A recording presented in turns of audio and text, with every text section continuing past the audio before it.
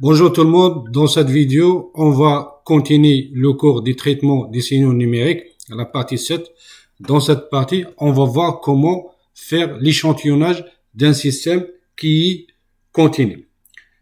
Supposons que j'ai un système continu de fonction de transfert HS, d'entrée XT et de sortie YT. Je peux pas simuler ce système sur un simulateur numérique, tout simplement parce que un système continu contient une infinité de points. Pour simuler ce système qui est continu, il faut le transformer à un autre système qui est discret. Dans ce cas, je peux déterminer l'équation récurrente du système discret et la programmer sur un programmateur numérique.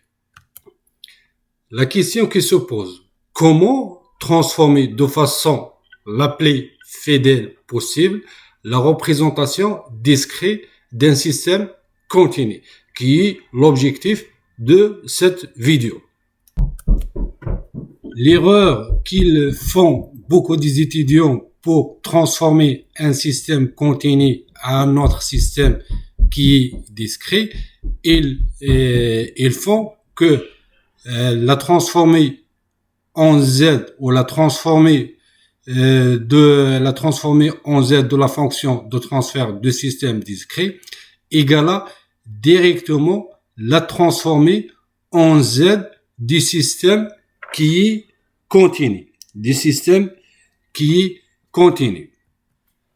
Exemple de cette erreur, si je prends par exemple H, la fonction de transfert du système continu HS égale à 4 divisé par S plus 2, donc la fonction de transfert du système discret JZ égale à la transformer en Z de 4 divisé par S plus 2.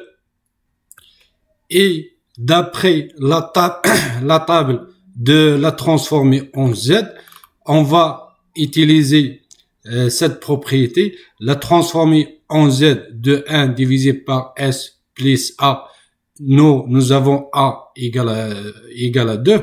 Donc, il donne Z divisé par Z moins l'exponentielle moins 2T. Donc, GZ égale à 4 multiplié par Z divisé par Z, l'exponentielle moins 2T. Avec T, c'est la période d'échantillonnage. On va simuler ces deux systèmes, système continu et le système discret, sur le logiciel Simulink de MATLAB, et on va voir est-ce qu'ils vont donner les mêmes résultats. On va implanter les deux systèmes continu et discret sur le logiciel Simulink. Ici, nous avons notre système continu qui est 4 divisé par S plus 2. Et ici, nous avons notre système discret qui est 4Z divisé par Z moins l'exponentielle moins 2T. Si on entre à l'intérieur de ce système, ici, c'est le numérateur 4, 0. Ici, c'est le dénominateur 4 moins l'exponentielle moins 2T. Et ici, c'est la période d'échantillonnage qui est T. Les deux systèmes ont pour entrée l'échelon unité décalée d'une unité. Donc, l'échelon qui va commencer à l'instant T égale à 1 seconde. Et pour valeur finale, c'est égal à 1. Et ici, nous avons le scope pour visualiser les courbes. Ce scope, il a deux fenêtres. La fenêtre qui est en haut pour visualiser l'entrée du système continu et la sortie du système continu, et cette fenêtre pour visualiser l'entrée du système discret et la sortie du système discret. Dans le workspace de MATLAB, je vais définir la valeur de la période d'échantillonnage. La valeur de la période d'échantillonnage, T, je vais la déclarer égale à 0,1 seconde. Après, je vais faire la simulation de notre système. Je clique sur le bouton Run. la simulation il est passé. Donc, on voit bien que le système continu, il est stabilisé à t à l'infini, il est stabilisé à 2, tandis que le système discret, il est presque stabilisé à une valeur presque égale à 23. Donc, les deux systèmes ne donnent pas les mêmes résultats. D'où il vient cette erreur. Si je fais GZ égale à directement la transformer en Z de H de S, comme je fais un échantillonneur à l'entrée dans notre système continu et un échantillonneur à la sortie de notre système continu. Si je fais un échantillonneur à l'entrée dans notre système continu, ici par exemple j'ai le signal xt, il est de cette forme, il est continu. Donc après l'échantillonneur, je vais avoir un signal de cette forme sans desserrer des impulsions. Ici c'est à l'instant 0. À l'instant 0, je vais avoir cette valeur. Ici à l'instant t, c'est la période d'échantillonnage, donc je vais avoir cette valeur. À cet instant, c'est de t, je vais avoir cette valeur, ainsi de suite. Donc, ici, j'ai une série des impulsions. Donc, on voit bien que entre deux échantillons, il y a des pertes des informations. Donc, notre système qui est continu, il est excité par des séries des impulsions au lieu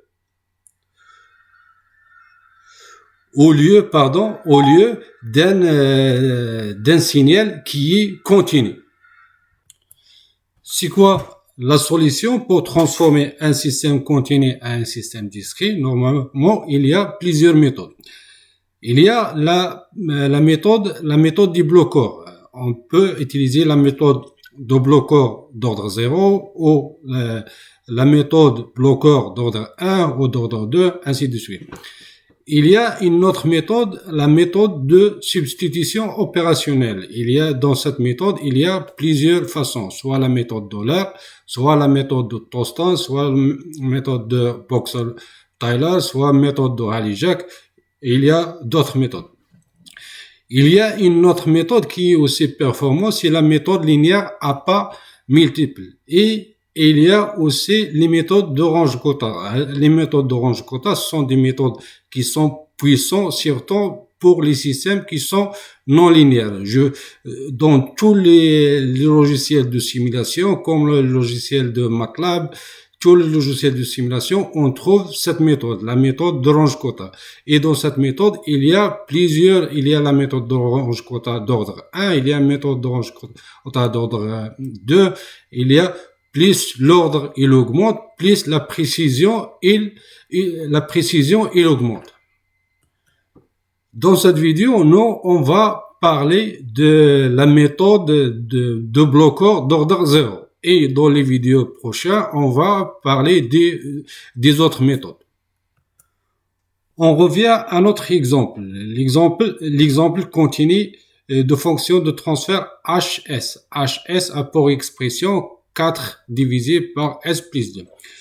Pour faire la discrétisation du système continu, on va faire d'abord, ici, nous avons l'entrée qui est analogique.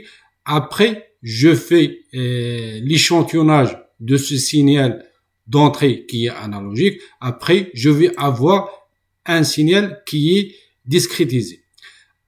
Ce signal qui est discrétisé, il va attaquer le bloqueur d'ordre 0. On a déjà parlé dans une vidéo précédente de le fonctionnement du bloqueur d'ordre 0. Le bloqueur d'ordre 0 est là pour fonction de transfert 1 moins l'exponentielle moins st divisé par l.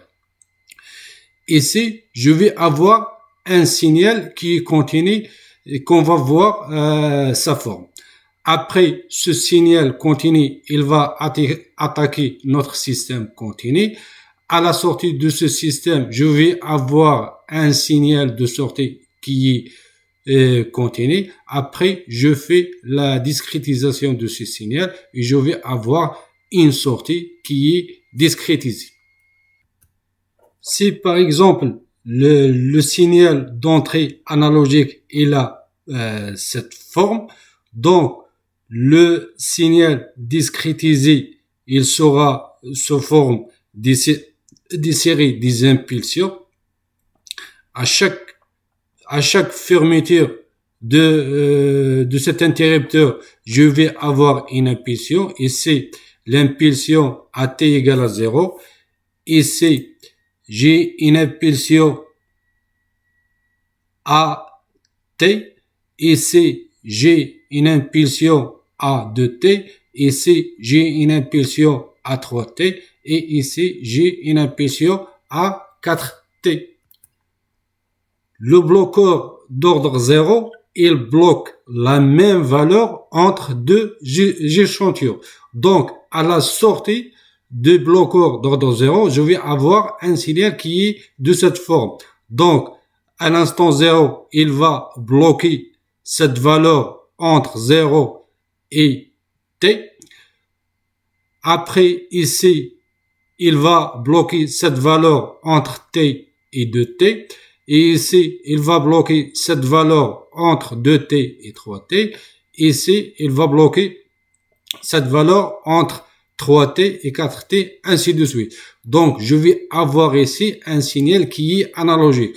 Donc, je vais exciter mon signal continu par un signal analogique. À l'inverse de l'exemple qu'on a fait tout à l'heure, j'excite mon signal analogique avec des séries des impulsions qui est discrétisée.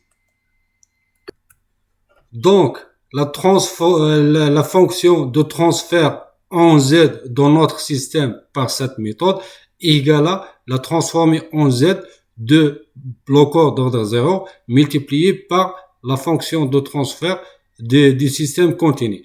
Et par définition, cette fonction de transfert en Z égale à Z moins Z divisé par Z, la transformée en Z de la fonction de transfert continu divisé par S.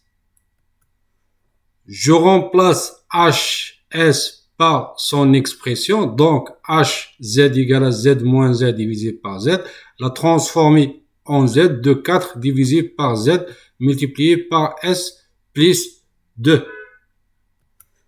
Je fais le développement en éléments d'effraction simple de cette expression. Donc, il va donner cette expression, il va donner 2 divisé par S moins 2 divisé par S plus 2. Et comme la transformée en Z, c'est un opérateur qui est linéaire, donc je peux écrire Z égale à Z moins Z divisé par Z, multiplié de la transformée en Z de 1 divisé par S, moins de la transformée en Z de 1 divisé par S plus 2. Je cherche les propriétés qu'on va utiliser dans la table de transformée en Z. Je vais utiliser cette propriété qui détermine la transformée en Z de 1 divisé par S et cette propriété qui détermine la transformée en Z de 1 divisé par S plus A. Nous avons A égale à 2. La transformée en Z de 1 divisé par S, c'est Z divisé par Z moins Z. Et la transformée en Z de 1 divisé par S plus 2, c'est Z divisé par Z moins l'exponentielle moins 2t. Avec t, c'est la période d'échantillonnage. Donc ici, je peux simplifier ici par Z, ici par Z, ici par Z. Et je peux sortir le 2 à l'extérieur de ces crochets. Donc, j'ai Z égale à 2 Z moins Z multiplié par 1 divisé par Z moins Z plus 1 divisé par Z moins l'exponentielle moins 2t. Si je vais développer tout ce qui est à l'intérieur des crochets, je vais avoir 1 moins l'exponentielle moins 2t divisé par z moins 1 multiplié par z moins l'exponentielle moins 2t. Donc ici, je peux simplifier par z moins 1 et z moins 1. Donc, la fonction de transfert en z dans notre système équivalent au système qui est continu par la méthode d'ordre 0, c'est tout simplement zz égale à 2 multiplié par 1 moins l'exponentielle moins 2t divisé par z moins l'exponentielle moins 2t. On va simuler les deux systèmes qu'on a trouvé, le système continu qui est 4 divisé par s plus 2 et le système discret qu'on a trouvé, c'est 2 multiplié par 1 moins l'exponentielle moins 2t. Le t, c'est la période d'échantillonnage, divisé par z moins l'exponentielle moins 2t. Avec les deux systèmes ont les mêmes entrée qui est l'échelon retardé décalé d'une unité, apport valeur finale égale à 1. Et ici, on va voir les courbes, les deux. Pardon. Voilà, on va voir ici, nous avons deux fenêtres. Dans cette fenêtre, on va voir l'entrée du système continu et la sortie du système continu. Et ici, on va voir l'entrée du système discrétisé et la sortie du système discrétisé. On va d'abord définir la valeur de la période d'échantillonnage. On va prendre la période d'échantillonnage égale à 0,2 par exemple. Après, on fait la simulation en cliquant sur le bouton Run. Voilà, la simulation, il est passé. On va voir les courbes. Voilà, on a trouvé bien les courbes. Les deux sorties, ils sont bien stabilisés à la valeur 2. On va changer la valeur de la période d'échantillonnage. Au lieu de 0,2, on va faire 0,1. On refait la simulation. Donc, on a la même chose, on a trouvé les mêmes résultats. Les deux sorties se stabilisent à 2. On va diminuer encore la période d'échantillonnage. Au lieu de 0,1, on va faire 0,01. On refait la simulation. Donc, les courbes, ils deviennent plus homogènes, presque les mêmes. On a trouvé les mêmes résultats. Si on diminue encore et encore la période d'échantillonnage, on refait la simulation. Donc, la sortie du système continu, elle est la même forme que la sortie du système discrétisé. Donc, ça pour cette méthode. Pour la prochaine vidéo, on va voir une autre méthode pour discrétiser un système qui continue. Merci et à la prochaine vidéo.